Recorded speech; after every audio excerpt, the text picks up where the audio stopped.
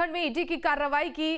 फहरिस्त दिन पर दिन बढ़ती जा रही है। मुख्यमंत्री के बरहेट विधानसभा के विधायक प्रतिनिधि पंकज मिश्रा पर ईडी की कार्रवाई के बाद कई खुलासे हुए हैं। ईडी ने पंकज मिश्रा पर कार्रवाई और पूछताछ के दौरान 1000 करोड़ अवैध खनन के खुलासे का पता चला है और इस खुलासे में राज्य के मुखिया हेमंत सोरेन समेत कई लोग ईडी की रडार पर आ चुके हैं। लिहाजा इस पर सियासी बयानबाजी भी अब तेज हो गई है। एक तरफ जहां ईडी की कार्रवाई को लेकर विपक्ष सरकार को आड़े हाथों ले रही है, तो वहीं सत्ता पक्ष के मंत्री और विधायक आरोपी को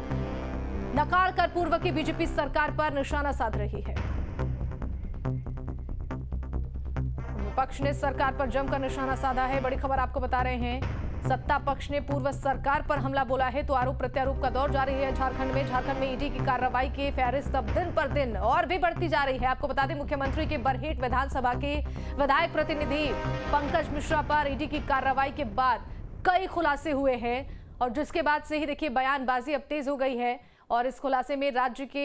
मुखिया हेमंत सोरेन समेत कई लोग ईडी के रडार पर आ चुके हैं। लिहाजा इस पर अब सियासी बयानबाजी और भी ज्यादा तेज हो गई है। एक तरफ जहां ईडी की कार्रवाई को लेकर विपक्ष सरकार को आड़े हाथों ले रही है, तो वहीं सत्ता पक्ष के मंत्री और विधायक आरोपों को नकार कर पूर्व की बीजेपी सरकार पर निशाना साध रही है।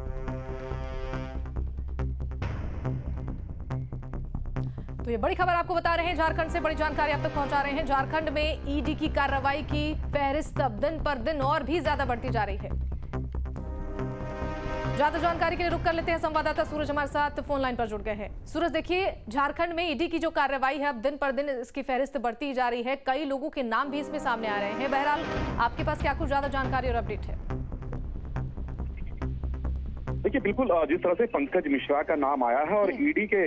रडार पर पंकज मिश्रा जिस दिन वो ईडी के रडार पर आया था, उसके बाद लगातार ईडी की कार्रवाई पूरी तरह से तेज हो गई थी और पंकज मिश्रा के ठिकाने पर ताबड़तोड़ छापेमारी कर कई दस्तावेज ईडी ने बरामद किए थे और ये कहा जा रहा है कि पंकज मिश्रा के पास अवैध खनन से रिलेटेड लगभग 1000 करोड़ से भी ज्यादा उन्होंने अपनी संपत्ति बना रखा है और इसी संपत्ति को लेकर लगातार ईडी की जांच पड़ताल जारी है। आपने देखा कि पंकज मिश्रा झारखंड के मुख्यमंत्री हेमंत सोरेन के विधायक प्रतिनिधि है और कहीं न कहीं पंकज मिश्रा की गिरफ्तारी के बाद पूछताछ के बाद कहीं न कहीं मुख्यमंत्री हेमंत सोरेन का नाम आया था और आपने देखा कि 17 तारीख को किस तरह से मुख्यमंत्री हेमंत सोरेन से ईडी कार्यालय में लगभग 9 घंटे तक लगातार पूछताछ हुई। तो ये कह सकते हैं कि लगातार जिस तरह से अभी फिलहाल पंकज मिश्रा पर जिस तरह से ईडी की कार्रवाई चल रही है और जिस तरह से पूछताछ किए जा रहे हैं, तो निश्चित तौर पर आने वाले दिनों में से कई साक्ष्य और हाथ लग सकते हैं और कई ऐसे सफेद पोस्ट है जो ईडी के गिरफ्त में आ सकती है। लेकिन ये कह सकते हैं पंकज मिश्रा एक ऐसे शख्स है जिसे ईडी की टीम लगातार रैकी कर रही थी और रैकी करने के बाद जो साक्ष्य पंकज मिश्रा के खिलाफ उन्हें हाथ लगे थे, वो कहीं ना कहीं काफी बड़ी कार्रवाई अभी तक ईडी की तरफ से मानी जा रही है। अब फिलहाल ये देखना कि जिस तरह से अभी 1000 करोड़ की बातें सामने आ रही है और आपने देखा कि पंकज मिश्रा की गिरफ्तारी के बाद, पूजा सिंघल की गिरफ्तारी के बाद, इसके अलावे